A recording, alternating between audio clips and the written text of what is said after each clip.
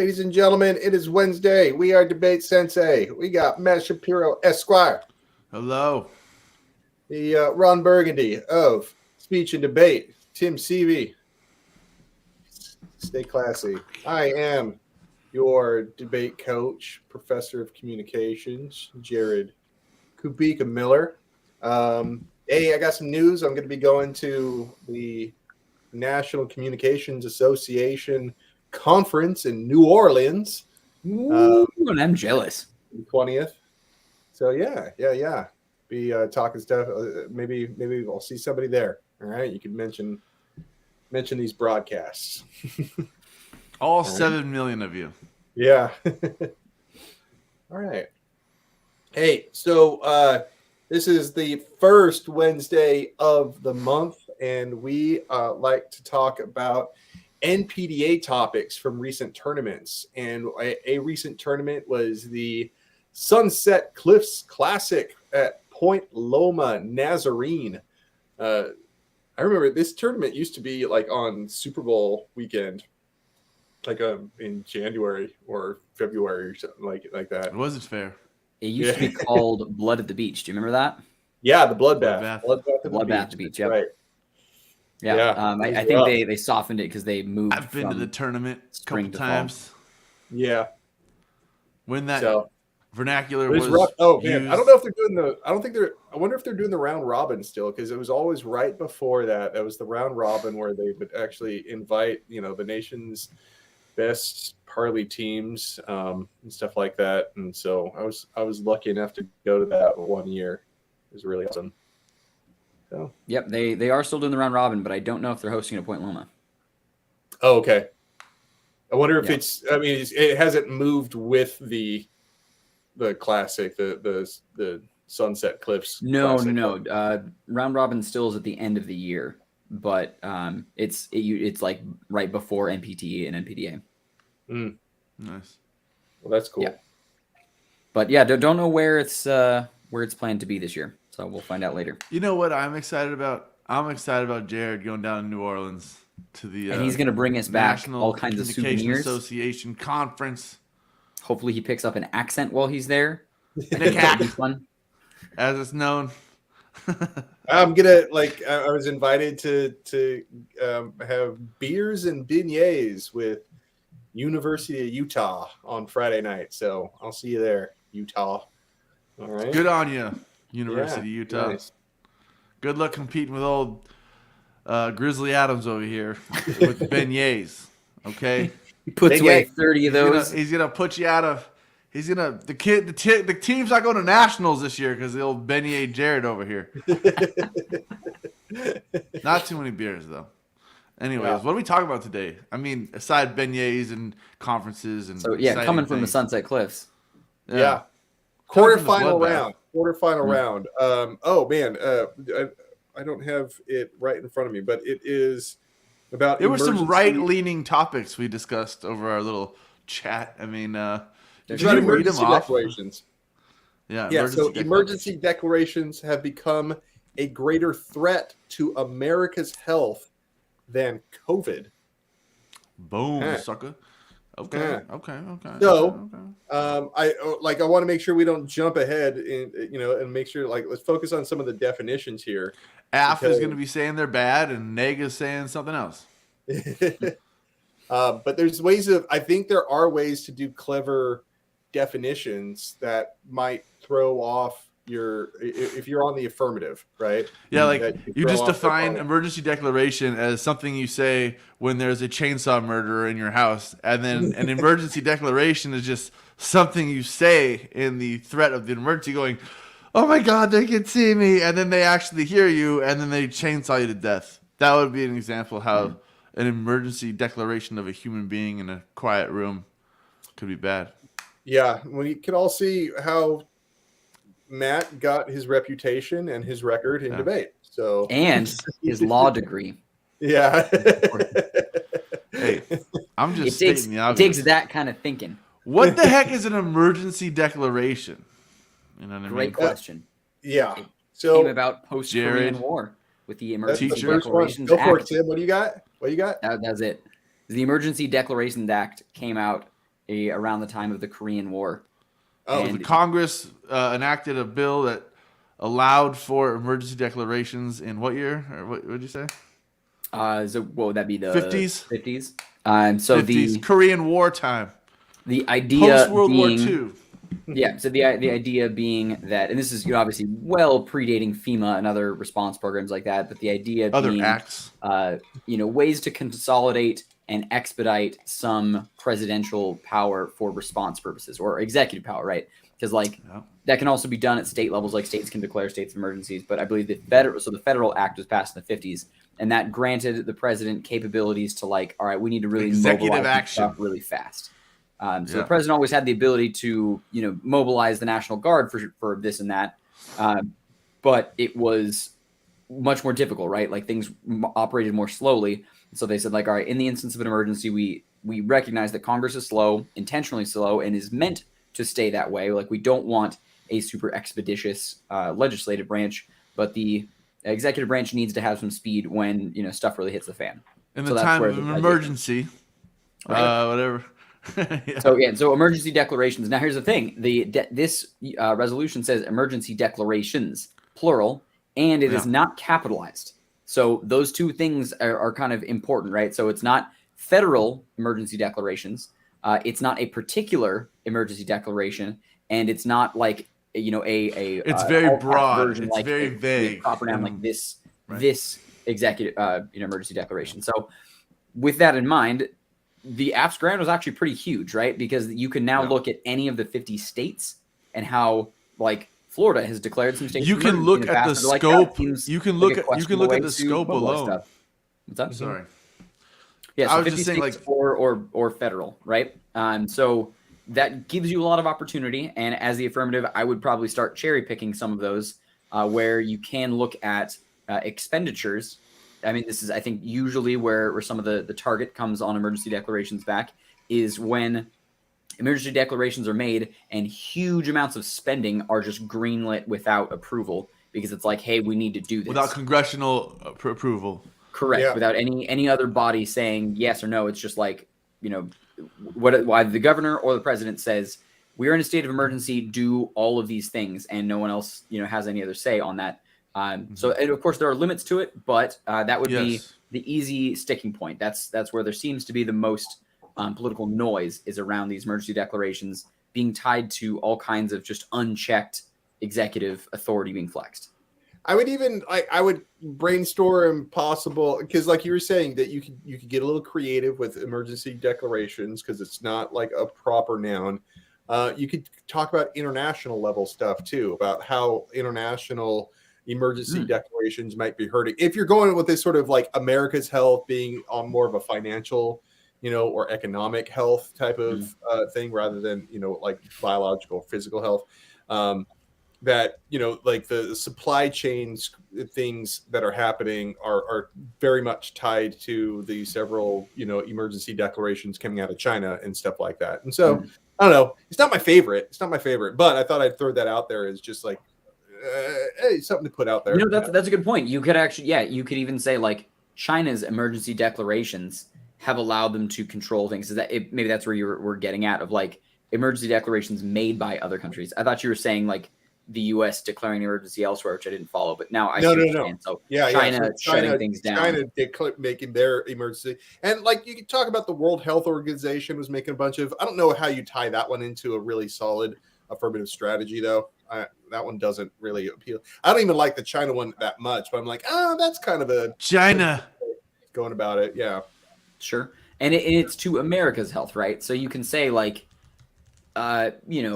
various things that are critical to the well-being of the United States. So you can certainly go on the economy, but if there are some, medical devices or if there really anything that's manufactured in China, anything that is tied to health in the United States that is associated with, Chinese supply chains, if you can weigh that out. So first off, I would also define, just as we're still in the definitions phase, this is a fact round, right? So like you're comparing this versus this.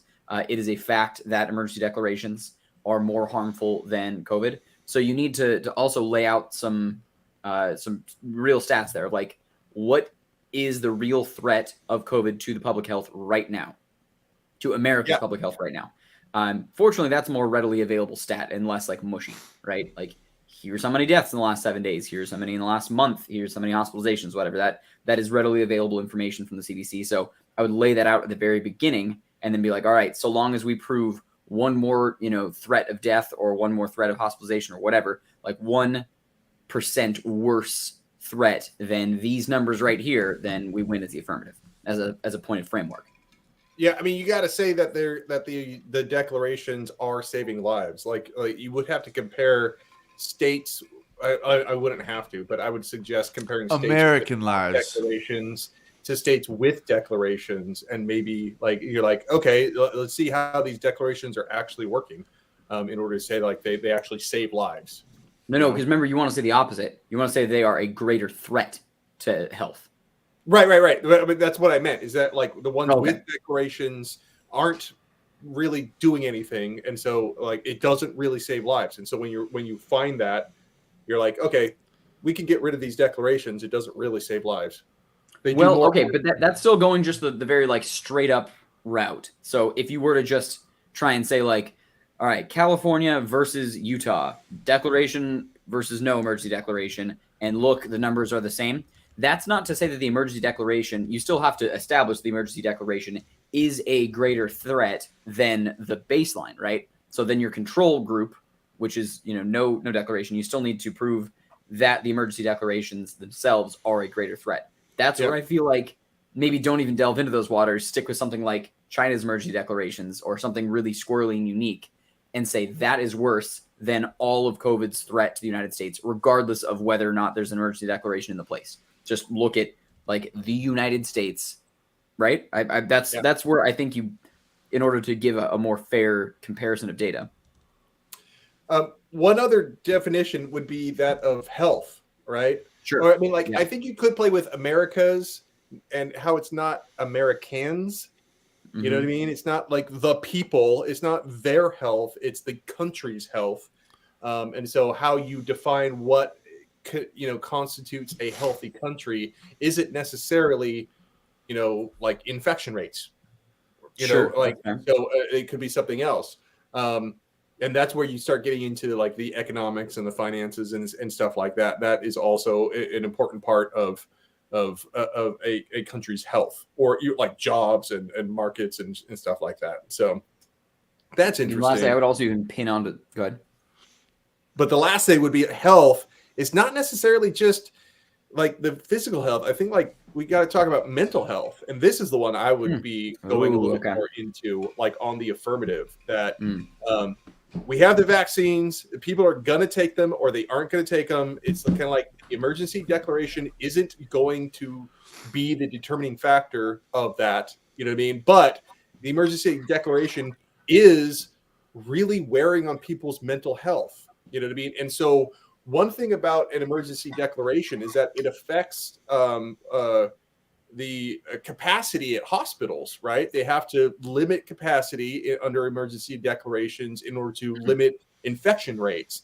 And so that also kind of affects like mental health too, because these emergency declarations make it so like face-to-face sessions are, like non-existent anymore, and everything's like telehealth, and it's not working. It's not the same level. And so people are getting these like really deep levels of depression, and there's nothing to do about it because there's constantly this, like distancing and telehealth and stuff like that isn't compensating for it. Got it. Okay. So that's definitely an interesting avenue. Yeah. But that's probably the way I would go. I'd probably go the mental health avenue. It's kind of like, listen, we've done everything we can on the virology of COVID and stuff like that. Like everything that we could do, we've done. How many emergency declarations were done for COVID? I mean, a few of them, right, at this point? I believe, as I read, the CDC is going to expand to its 11th declaration. So I don't know what their cycle is. I don't know if it's like on a quarter system or whatever. That would probably make sense lining up time-wise. If it was like Q2 of 2020, we're probably going into like about the 11th quarter. So the CDC was going to extend the the FDA was going to extend their emergency authorization, because that like all of the vaccines are still currently on emergency authorization. But Biden announced on 60 Minutes that like the national state of emergency is no longer in effect. Mm-hmm. So I think there exists still states of emergency besides just like a federal declaration of emergency the way that it was before, that kind of granted carte blanche access. I want to say, like, I know that you guys are getting into some very specific stuff. I kind of was thinking more generally on a level of on the neg. Since we're at 15 minutes, we can kind of jump into the meat. Hopefully, you talk AF, talk neg, but you know the AF does have to prove something is bad about it. On the neg, I was thinking that you could use, one of my favorite arguments on the neg is that whatever an a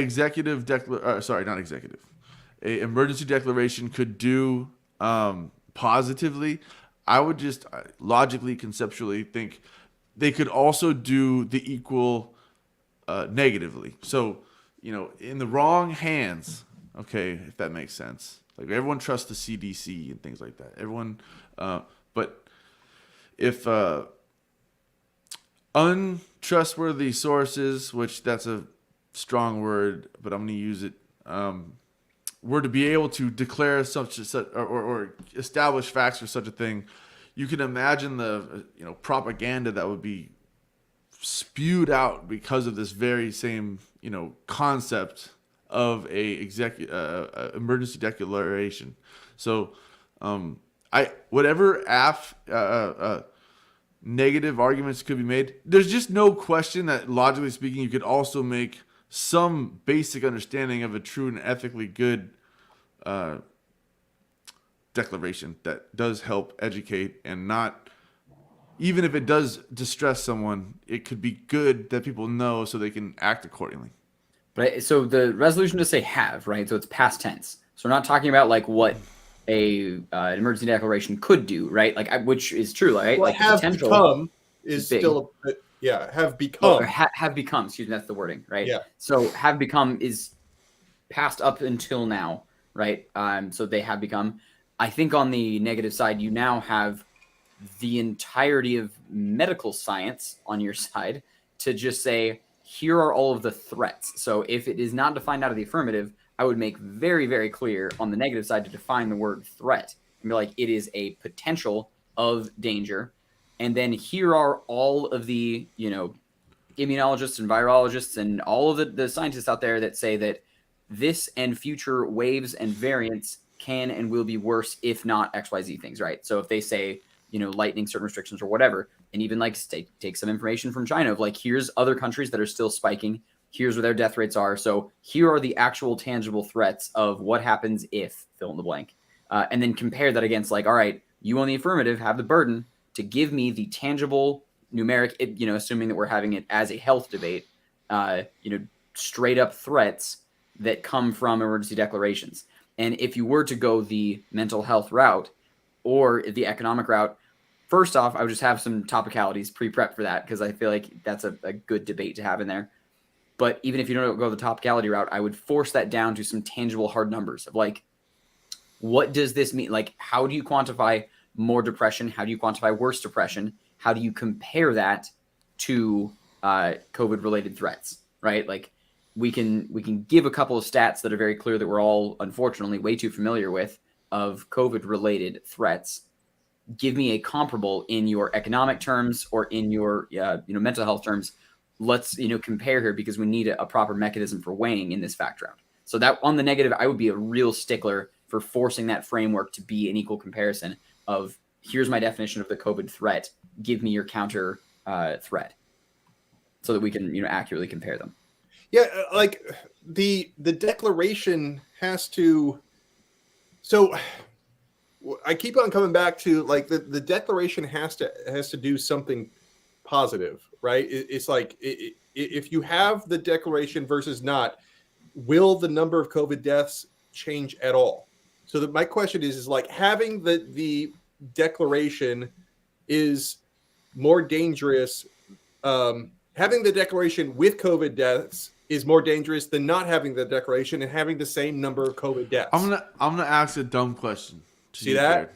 So like any No, deaths. I follow you. I follow you, right? But like you need to. I mean, you still have to prove a net detriment of the emergency declaration, whatever that is. Who can make an emergency declaration? The president or governors. And that's it.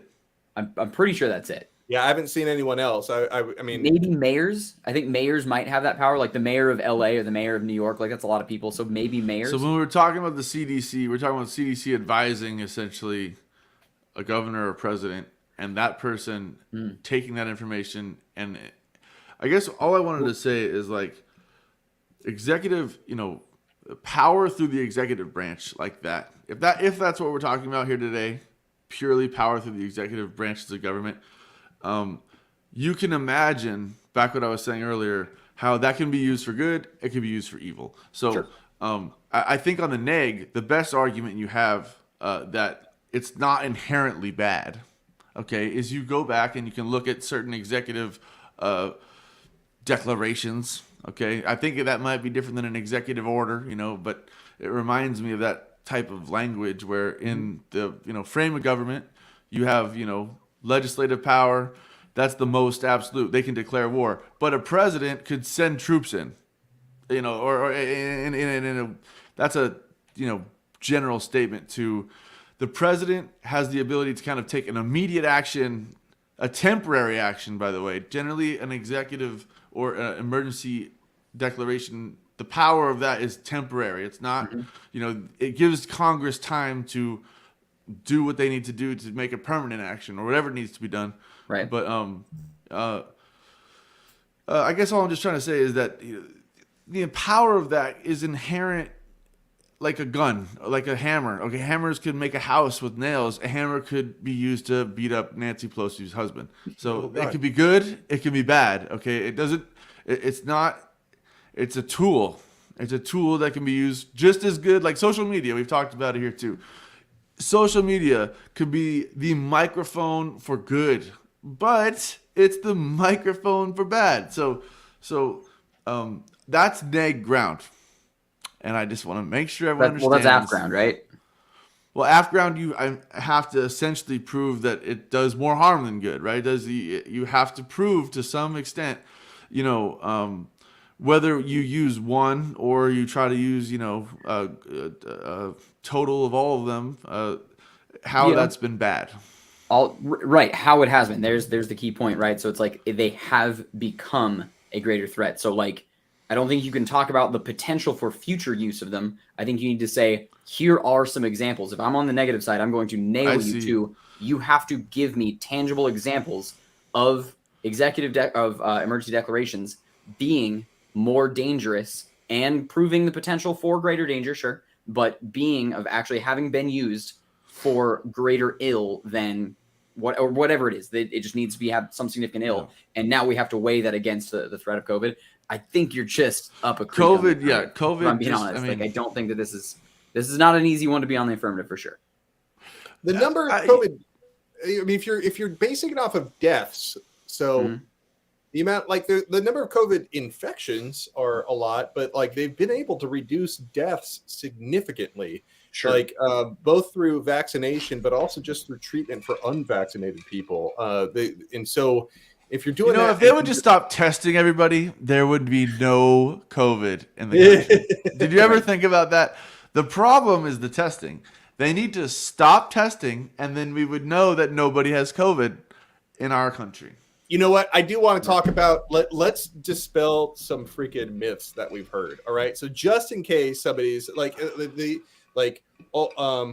emergency declarations, and their effect on masking. That's one thing. It's like masking doesn't work. It's like, yeah, get the hell out of here. I mean, if wait, what do you mean? Masking is in an executive order isn't enough for a problem that requires emergency a more declarations sometimes come with like certain masking requirements, like in large areas. You know what I mean? Right. It's so like federal aviation, right? Like you have to wear them in airports and on airplanes. Okay. I think like debate masking. Yeah. No. And so mask wearing. Yeah, and so wearing a mask. like wearing masks does not cause carbon dioxide poisoning. Like, first off, tell that to my uncle, bro. Yeah, come on now. Like, I mean, how the hell do you think surgeons have been doing it forever? They will have a 12-hour surgery wearing a mask the entire time, and somehow they Two make it. masks. It's been going on for decades. You're right. You know what I mean? It's like been going on forever. But I smell my bad breath, and I don't want to smell it. Yeah. So there's where, like, I don't imagine that those are the sticking points. I mean, maybe they are, but I don't know that those are necessarily the sticking points for some of these arguments. I imagine most of the angst that you will find on any article that says, like, emergency declarations are the absolute worst, and here's 25 reasons why. I would imagine the majority of those are economic in detriment. Yeah. They're like, my business has been completely crippled because things have been shut down. And that sucks. It really, really does. It really does. Like, there are tons of people that are out of jobs. So I think maybe you go the avenue of, like, here are the number of people that were displaced and never got their jobs back, potentially, of, like, companies. But on the neg, you could be like, financial on the neg, well, you're saying you can't do future stuff, but you could do an executive order to give everyone $200 if they lost $200. Like I don't know how that works into a strategy, but yeah. Well, no, what I mean though is what I was saying earlier is one thing you can attack on the AF is the scope of how broad a power it is, Matt, you can't.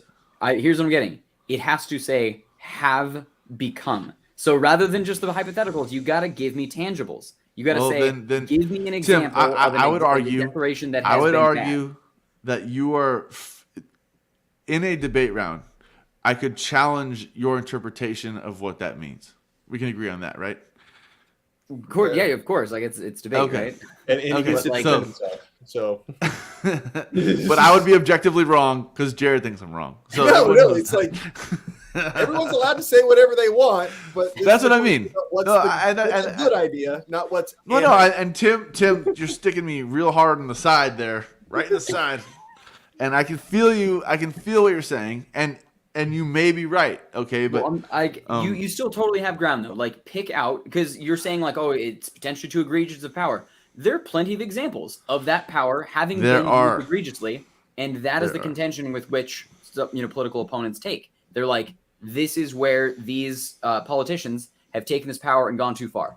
Give me those examples are. I would say the AF, Tim, and the affirmative, they are withholding, they are omitting critical information which they have researched and know, which proves that this is true, and yet they will still dispel these lies in round to convince you of their witchcraft bull stuff. Yeah, I mean, like, I think in the end, you just, like, the question is, are emergency declarations still necessary? Those sophist pigs. Like, I mean, that's really, it seems like that's the core question, because that's what I'm getting at with, like, the way it's phrased makes it so you have to do all this work to get to that one simple question. You know what I mean? It's like, it could have been a lot easier. They just like, emergency, we do not need any more. Tell my ex-wife. Yeah. Emergency declarations are no longer necessary for COVID. Boom. Like, I think that would be. Yeah, there's a direct plan for it. But if I was on the AF, I'd do the work to get it back to that, where it's kind of like COVID has, like, we have suppressed the deadliness of COVID as much as we can. Now, any presence of emergency declarations at this point just does harm. It doesn't do good. You know what I mean? And so, like, if I could prove that on the AF, I think I should win. And that's it. Yeah, that's I think a better framing. That's yeah. And so, there you can talk about all the egregious uses and the potentials, right? Because to Matt's point, like, they are still threats, and a threat is a potential of something. I would highly suggest, like, if you thought that we should lock down for COVID, you should look into, like, some of the emergency declarations, because I'm pretty sure some of the more critical, the Congress can't agree, and we need to make, decisions now, especially governors, things like that. Look in there. but like there's some good stuff in there. Those are the reasons why we got vaccines as quickly as we did. Right. You know what I mean? It's like as many people got them as quickly as they did and stuff like that. It's like we're just pure executive power. We spent most of our time struggling with how the hell would you do this on the app? You know what I mean? And it's like, and there's a reason for that. Oh, yeah, just pick out egregiously horrible things that have been done in the name of executive of emergency declaration. Yeah, and I looked that up, and it was like no bid contracts. I'm like, that's the worst thing that happened. Out of don't be like old Jared over here. Look a little deeper. You'll find some good stuff. Yeah, yeah. All the horrible stuff they did was like, oh, they didn't buy emergency equipment at a discount. It's going to be egregious, right? So yeah. I mean, all the competition. Come in well-prepped, like planning to beat a T of like, now we can define health however we want, America's health however we want, and know that you're going to hit a bunch of T. Like, I guess maybe just prepare for a beefy T debate. And that's, going to be where that round goes. And sometimes the affirmative, you're just, or on either side, you're on the wrong side of it. So get creative. Yeah. Yep. Tell them they're racist. All right.